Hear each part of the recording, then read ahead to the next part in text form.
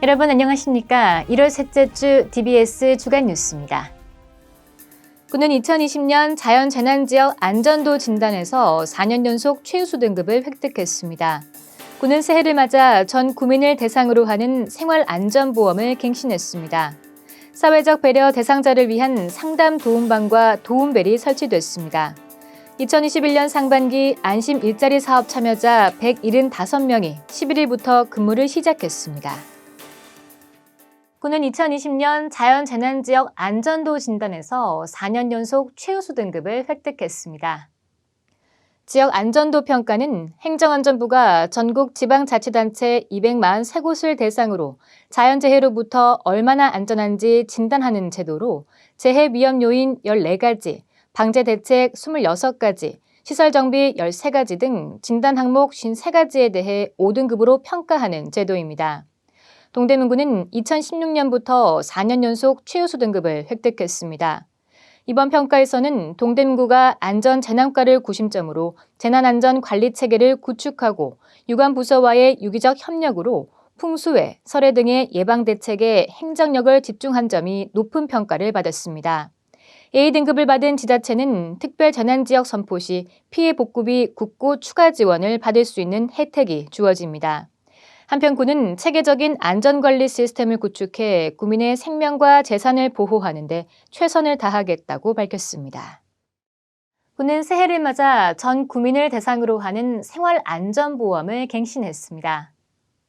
생활안전보험은 국민이 재난이나 사고로 피해를 입었을 때 경제적 지원을 받을 수 있도록 구에서 보험료를 부담하는 제도로 동대문 구민이면 별도의 절차 없이 자동으로 가입되는 보험입니다.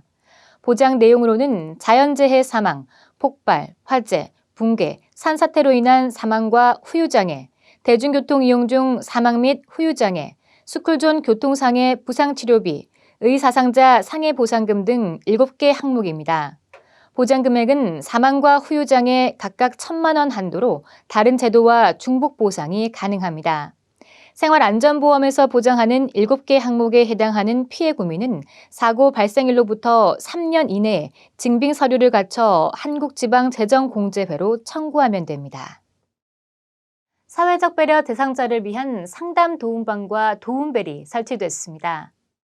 기존의 민원 서비스 제공 방식이 거동이 불편한 사회적 배려 대상자에게는 높은 문턱이 될 수 있다는 점을 고려해 어르신과 장애인, 임산부 등 거동이 불편한 민원인이 상담 도움방 앞에 설치된 도움벨을 누르면 담당 공무원이 찾아가 민원 상담과 서식 작성 등을 안내함으로써 장소의 이동 없이 원스톱 민원 처리 서비스를 제공받을 수 있는 시스템입니다.